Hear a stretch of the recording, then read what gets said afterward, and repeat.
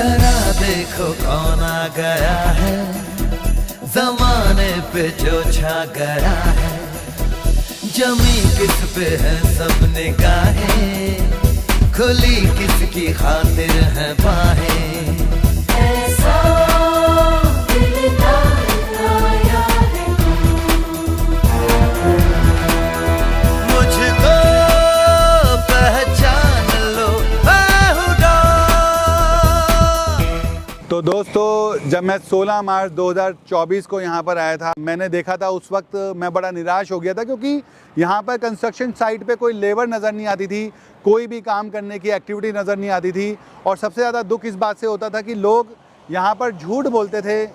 तो आपको तो पता ही है मेरी पुरानी वीडियोस, लेकिन आज जो मेरा आंखों देखा, जो मैंने यहाँ पर देखा है अपनी आंखों से, वो ये कि यहाँ पर काम बहुत ज़ोरों शोरों के साथ में चल रहा है। और इसके अलावा दोस्तों, आप खुद देख सकते हैं कि इन्होंने अपनी जो मार्केटिंग है, वो पीआर को लेकर मार्केटिंग अपनी बहुत ज़्यादा तेज कर दी है।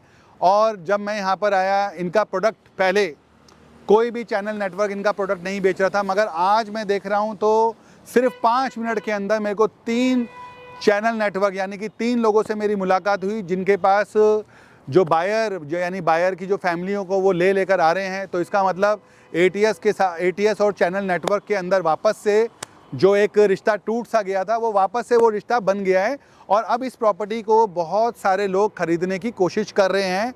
और जिन भी लोगों ने, मेरी एक ब्रोकर से बात हुई तो उन्होंने बोला कि भाई, अभी भी ये जो प्रॉपर्टी है सबसे हॉट प्रॉपर्टी है एक इन्वेस्टमेंट के लिए, क्योंकि यहाँ पर इस वक्त एटीएस की जो भी छवि ख़राब हुई उस वजह से 10 साढ़े 10 हज़ार रुपये में लोग बाग आज भी प्रॉपर्टी सेल कर रहे हैं, रीसेल कर रहे हैं 10 साढ़े 10 हज़ार रुपये में। अगर आप भी दोस्तों प्रॉपर्टी रीसेल करने का सोच रहे हो, तो रीसेल करने से पहले एक बात को आप पहले दिमाग में डालिए। सबसे पहले आप ये छानबीन कीजिए कि क्या एटीएस ने अपने ड्यूज़, अथॉरिटी के ड्यूज़, फायर के ड्यूज़, बैंक के ड्यूज़ क्लियर करे हैं। क्योंकि मुझे ऐसा लग रहा है, जो पॉजिटिविटी आज मेरे को यहाँ पे नज़र आ रही है, उससे मैं ये फीलिंग कर पा रहा हूँ कि एटीएस अभी पहले से बहुत अच्छी सिचुएशन के ऊपर है और एटीएस ने अपने सारे ड्यूज़ ज़रूर क्लियर करे होंगे, ऐसा मुझे लग रहा है, ऐसा मुझे फीलिंग आ रहा है।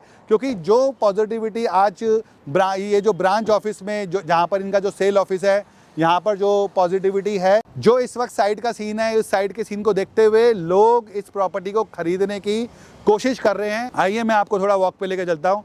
और जो सेक्टर 150 है, वो अब यहाँ पर ओपन होने वाला है।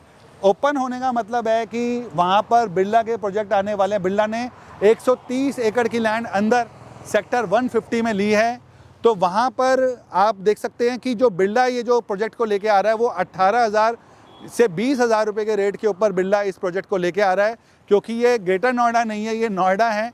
और हम एटीएस के बारे में बात करें तो एटीएस के कई सारे प्रोजेक्ट जो पहले रुके हुए थे, जैसे गुड़गांव के अंदर कई प्रोजेक्ट थे, और ग्रेटर नोएडा के अंदर एटीएस डॉल्से था जो रुका हुआ था, और भी यमुना के अंदर इनका एटीएस एलियोर था।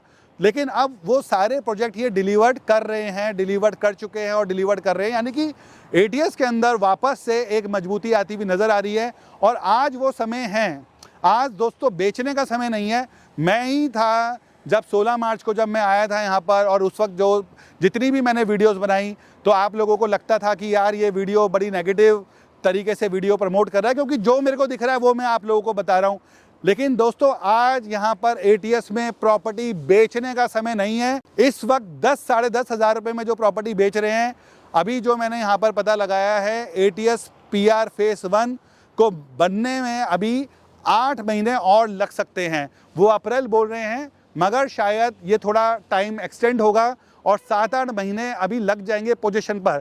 लेकिन अगर बिरला के प्रोजेक्ट यहाँ पर लॉन्च हो गए, जो लोकेशन एटीएस पीआर की है, ऐसी लोकेशन जो सेक्टर 152 में शायद ही किसी और प्रोजेक्ट की हो। और लोग बाग यहाँ पर, जब मैंने यहाँ के बायर से बात किया कि भाई आप इतना सब कुछ नेगेटिव सुनने के बाद भी क्यों आप एटीएस के अंदर प्रॉपर्टी लेना चाहते हो, तो बायर का ये कहना था कि जो लेआउट एटीएस पीआर फेस 1 में है, वो लेआउट कहीं और उनको नज़र नहीं आता। प्लस में ये ऑन रोड, मेन रोड की प्रॉपर्टी है, येरी रोड, और ये रहा आपका प्रोजेक्ट। देखो भाइयों दोस्तों, आप लोग अगर 10 साढ़े 10 हज़ार में प्रॉपर्टी बेचना चाह रहे हो तो एक आध प्रॉपर्टी तो मुझे ही दे दो, मैं लोन लेकर कैसे भी करके मैं वो प्रॉपर्टी खरीद लूँगा, क्योंकि मुझे ये इंट्यूशन है कि 1 साल के अंदर अंदर इस प्रॉपर्टी का रेट कम से कम 18,000 रुपये होना चाहिए। क्यों? क्योंकि जब बिरला वाले या और भी जो नए प्रोजेक्ट आएंगे सेक्टर 150 में, जब वो लॉन्चिंग 18,000 रुपये से करेंगे ये, और वो तो अभी बनेगा और ये तो बन चुका है, मतलब उस वक्त ये सिचुएशन ऐसी होगी कि ये बन चुका होगा और वो बनना शुरू हो रहे होंगे। तो दोस्तों यहाँ पर जो रेट होना चाहिए वो 18,000 से लेकर 20,000 रुपये। पहले जो ब्रोकर, जो चैनल ATS को लेकर नेगेटिव थे, देखिए अगर हम किसी चीज़ को लेकर सभी लोग बहुत पॉजिटिव हैं तो वो चीज़ पॉजिटिविटी के साथ उठेगी ही उठेगी।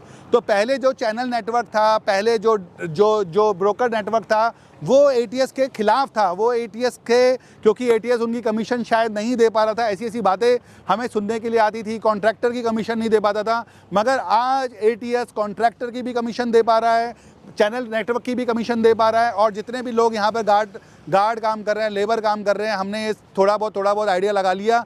आइडिया क्या लगा लिया, हमने पूछ ही लिया उनके कान में कि भाई तुम्हें सैलरी टाइम से मिल रही है, तो सब ने बताया भाई सब चंगा सी, सब मज़े आ रहे हैं, और इसीलिए वो अपनी नौकरी को, अपनी ड्यूटी को बहुत अच्छे से कर रहे हैं। यहाँ पर जो हमने मशीनें देखी हैं, यहाँ पर जो हमने जनरेटर देखे हैं वो अच्छे ब्रांड के हैं। जो हमने लिफ्ट देखी है, मेरे को लग रहा था जब मैंने वो कजारिया की जगह जो कजरा टाइल्स आई थी तो उस वक्त मैं घबरा गया था कि यार ये क्या टाइल लगा दी। लेकिन अब जो यहाँ पर क्वालिटी मेरे को दिखाई दे रही है, वापस से मुझे क्वालिटी प्रोडक्ट, यानी कि इस वक्त मैं एक बात बोल सकता हूँ कि इस वक्त ATS के पास पैसों की कमी नहीं है। इसके अलावा बैंकों ने, ATS डोलसे में HDFC बैंक ने शायद फंडिंग ओपन कर दी है, और यहाँ पर भी अभी इस प्रोजेक्ट को कैनरा बैंक फंडिंग कर रहा है। तो दोस्तों अगर आप प्रॉपर्टी बेचने की सोच रहे हो तो मेरा आप सब लोगों से हाथ जोड़कर ये रिक्वेस्ट है, 1 साल और रुको। अगर ये प्रॉपर्टी आपको 18-20 हज़ार रुपये का रेट नहीं देगी तो नहीं, कुछ नहीं।